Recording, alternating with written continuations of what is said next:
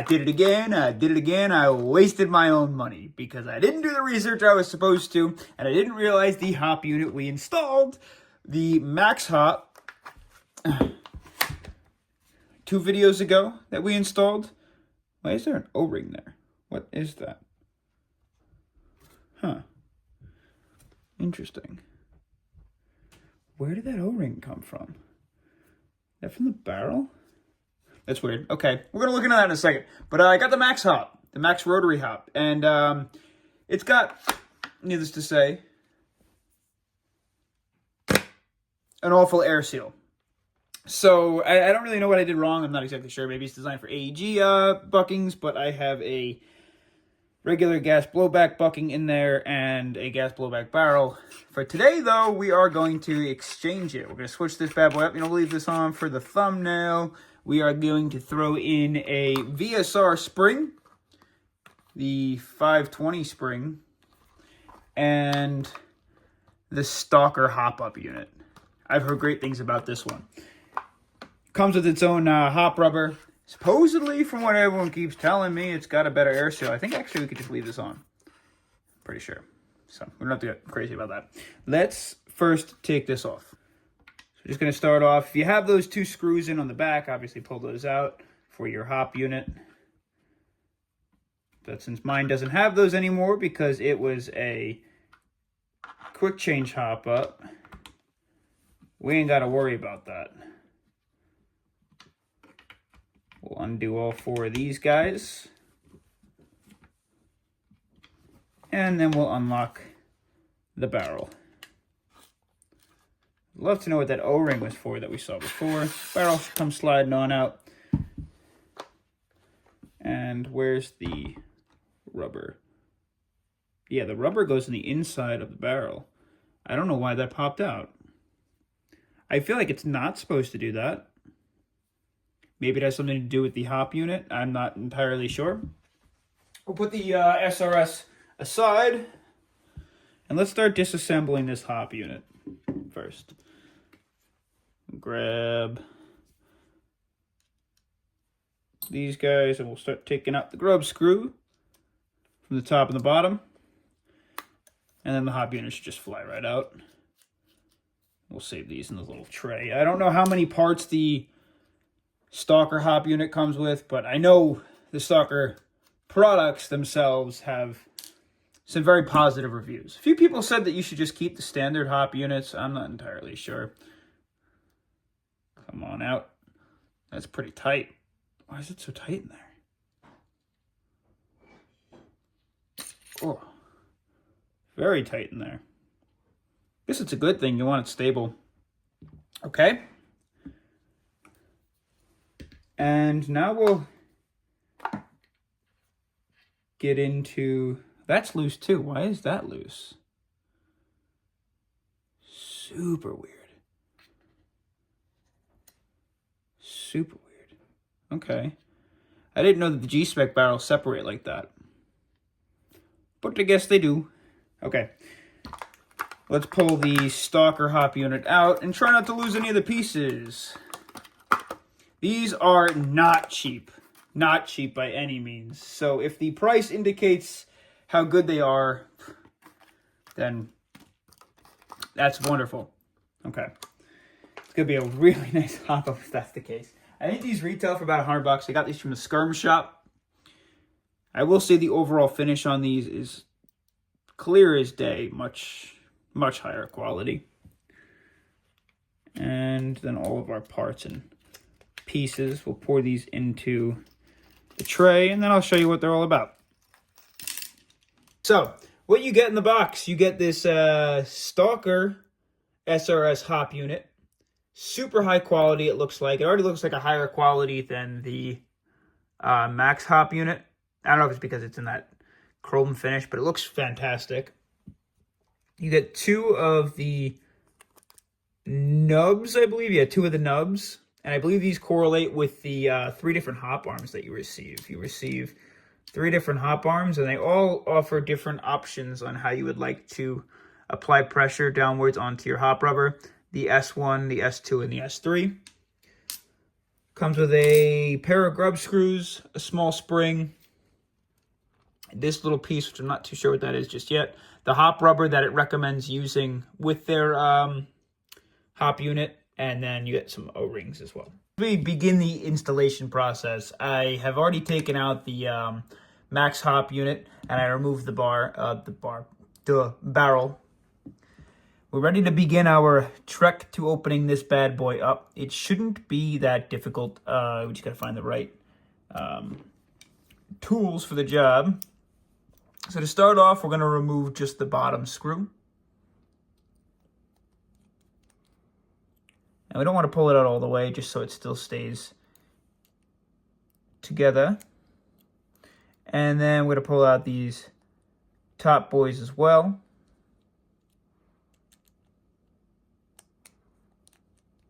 Should be 3 grub screws total. And this guy should come apart nice and smooth. Let's set these pieces aside. We're going to separate both the rotary ring and the BB loading chamber. Just like that.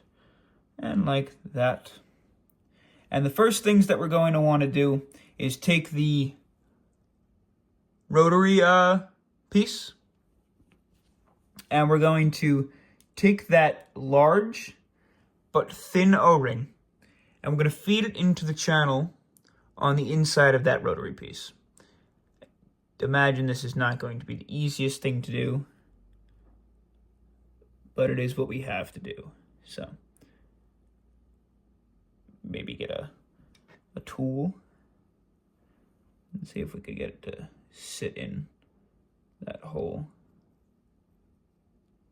That actually wasn't as bad as I had imagined it was going to be. That fell into place pretty well. Pretty well.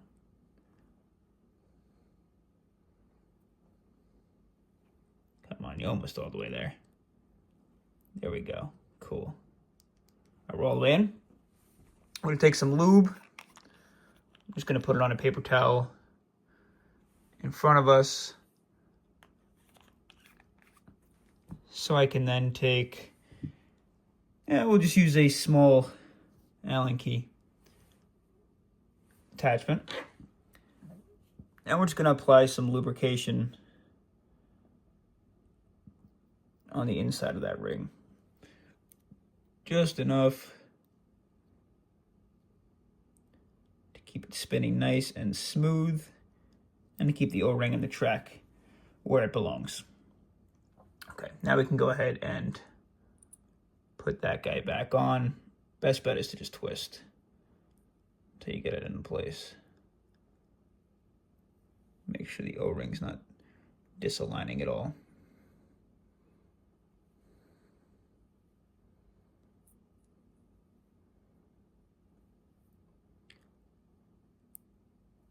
All right. There we go. Now what that does is it adds a little bit of tension to the rotary ring so that it doesn't start moving on its own. But it keeps friction at a minimum too. All right.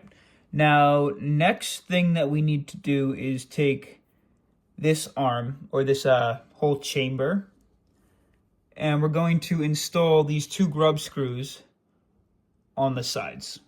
So I'm going to take, these are what hold your barrel in place.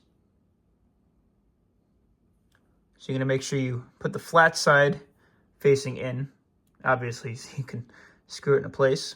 And we're just going to give them a half screw in, just enough so that they're not sticking out from the inside. And we'll get the other one. These, again, should be done by a small Allen key. Okay, so on this guy, you'll have a single grub screw on the bottom, 2 grub screws on the sides, and then the 2 grub screws facing at a slight angle up at the top. Totally open on the inside. That's super, super important. Next, we're going to take our barrel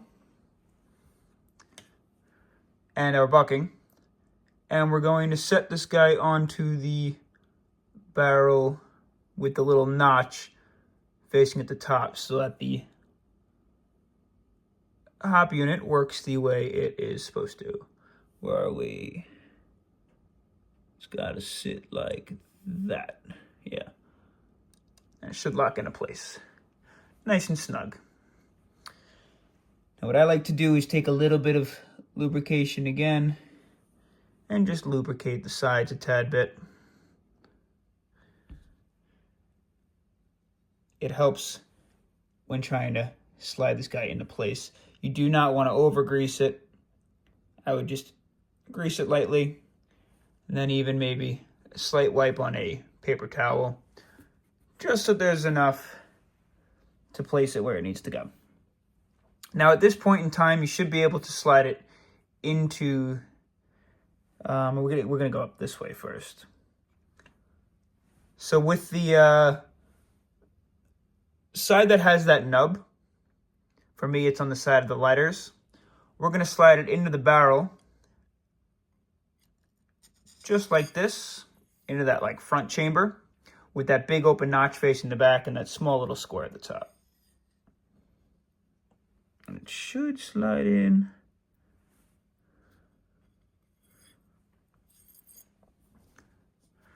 Okay, so next what we're going to do is take the BB feeding chamber and the rotary piece. I'm going to feed our barrel in with that little notch that was in the barrel, facing upwards. For me, it's with the letters. And it's going to sit in the barrel in those grooves, or in the hop chamber in those grooves, like that. And you want to press that down until it stops. Perfect. Next, we can go ahead and take the barrel and refit it back into the big front chamber of the hop unit with that open piece to the hop rubber meeting in with that open channel of the hop unit. Cool.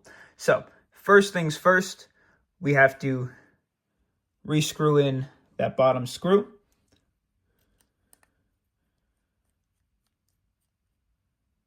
Just hand tighten it.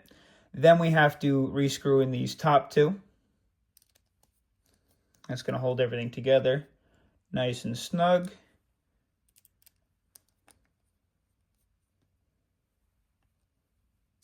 And everything should be nice and centered up.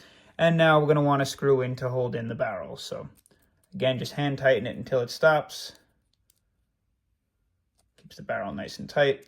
Don't want to over tighten these because you'll wind up either stripping the grub screws or squeezing the barrel. There you have it. Now what we're going to do is take the S1 hop arm. No, I'm sorry. I apologize. We're going to take the small rubber, the small thin rubber, and to use it to catch our BBs, we have to feed it into the ring on the inside of the hop chamber. This is going to keep a nice tight air seal between our nozzle and our hop unit.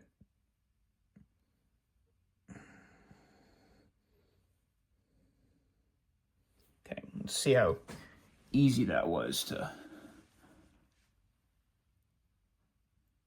fit into where it needs to go. Apologize, it's not the easiest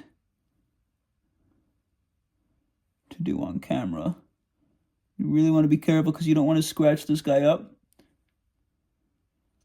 Otherwise it could deform your BBs and lead to shot inconsistencies.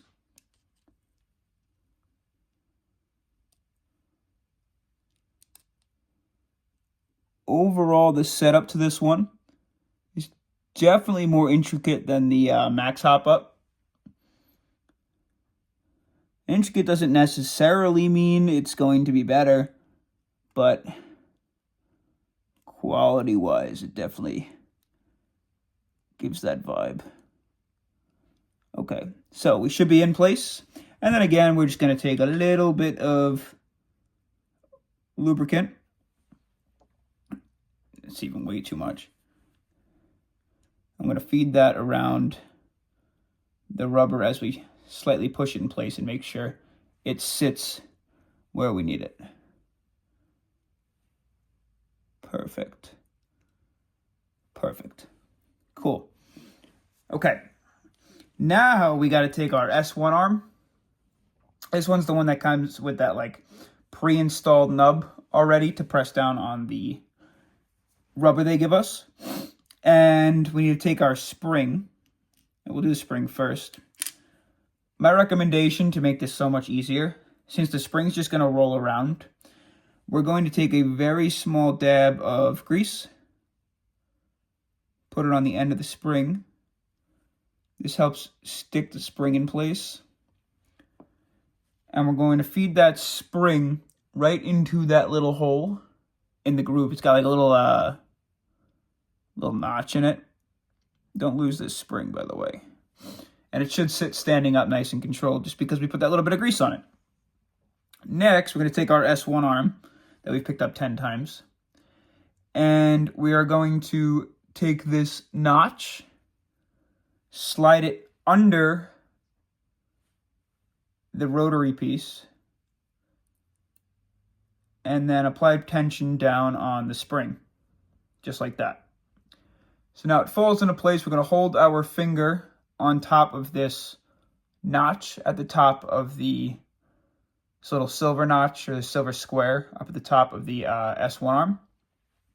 And we need to switch out to a super, super small flathead screwdriver. The reason for that is because the screw that holds in the hop arm is a little flathead. So you're going to place this in with the nub facing inwards. It should push itself in just a little bit. And then you're going to take it the rest of the way with that little flathead.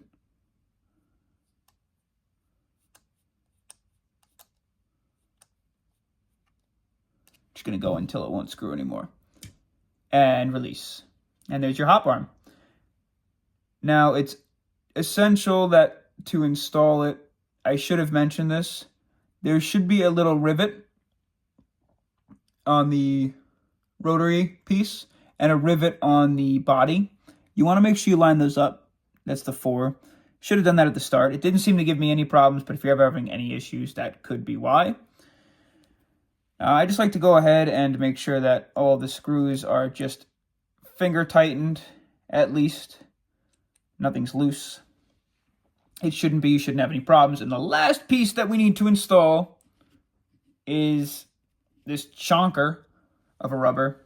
This will help protect your barrel and make sure that the unit sits at the right depth to the nozzle inside of your SRS.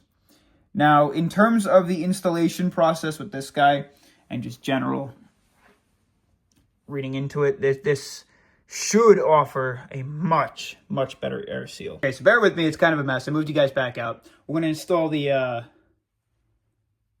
hop into the barrel. 2 things we're going to do. I noticed this O-ring was starting to slide out, and I think one of the best options to avoid that, we're going to throw a little bit of grease on it. Just a little. Perfect. And then I even like to throw a little bit of grease on the inside. It'll help with the installation of the hop unit if it's too tight. Now, obviously, the S1 strip, that S1 pressure plate, is going to be facing north side with those 3 screws up at the top. Those back ones are just for your standard hop that comes with the unit, or that comes with the replica. What's crucial for us to do now is take this small little notch right here. I don't know if you could see it. It's got like a little rivet in it.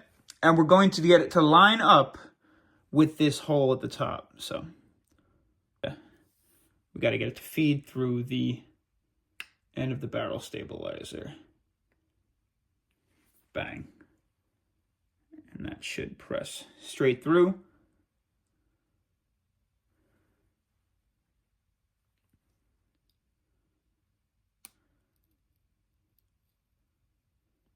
And there it is. I don't know if you could see it. See that ridge right there? Right, that's the ridge. That's lined up like that. Cool. Okay, so there should be a little ridge here and a little ridge in the back on the bottom. That's where your two stock grub screws, the ones that came with the replica, are going to go in to the barrel. So to get those in, where did I put that little Allen key? Did I put it back? I think these work with it. Should be the larger of the two. Bingo. Okay. So you're going to screw them in from top and bottom. If I can get it to focus. And you should notice as you screw that in, it should grab the hop unit. And we're just going to hand tighten that in to place.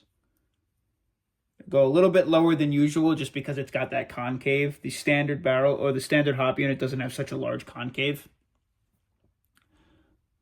And we'll put the one in the bottom as well.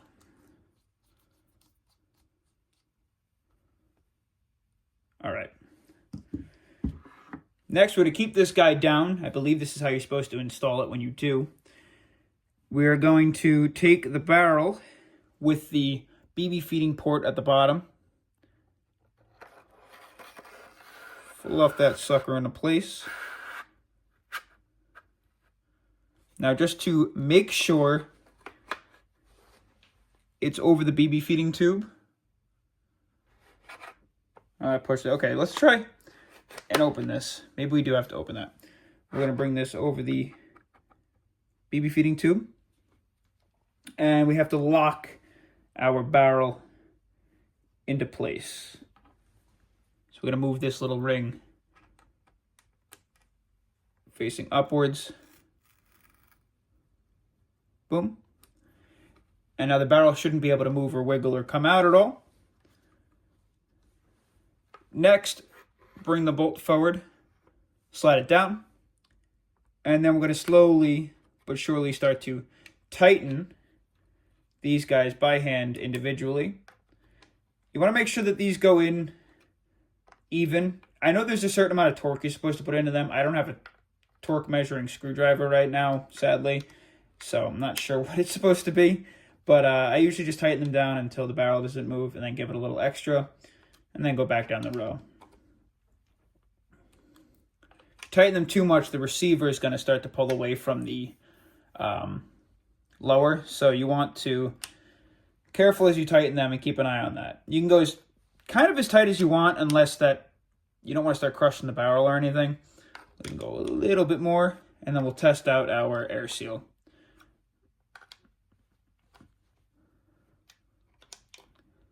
Cool. All right. Now, super quiet though. Do you hear that? Let's listen to it. Damn. Okay. Let's test out our air seal. Place our finger over this guy, pull the trigger. Oh, the air seal is back. That was so good. Did you hear that? Hold on, let's do it again. Ready? 1, 2, 3, 4, 5. Wow, okay, hold on. Stalker. The Stalker Kraken is up and running. Dang, okay, let's quickly change out the spring. Let's throw our suppressor back on.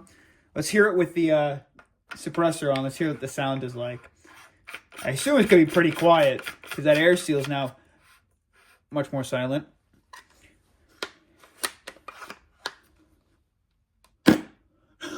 It's so quiet. All right, let's throw the new spring in. Pop this guy off. Carefully remove this. Now, this spring that I purchased, I was reading, and supposedly this spring gives you the highest amount of power with still the lightest potential amount of pull. This should get me to like the 520 FPS range, with 0.25s, I think it was, or 0.2s. However, what I'm using is going to be the likely 4.3s or 4.6s weight in BBs. Just take a look at these. It is a little bit shorter in comparison, and you'll notice that the spring spacing is much smaller, and it doesn't have that patch at the middle that they almost coil up on themselves in. This spring was already super easy pullback, so I'm definitely interested to see if this increases that pullback much more. So again, just to place that in. It's usually a little bit easier, but I guess that spring's a little bit thicker. Cool. Let's get that into place, pull that click. Cool. All right. Now I just want to see on my shoulder how it feels. Oh, that is a much heavier spring. Oh, that's so much louder. That might be a little too heavy for me. I don't know if I like that very much. Yeah, I don't know. I don't really like that very much. I think we're going to revert back to the old spring. Keep this to the stock spring for now. At least I believe that's what I have in here. I think it's the stock spring. Because that's just so much lighter.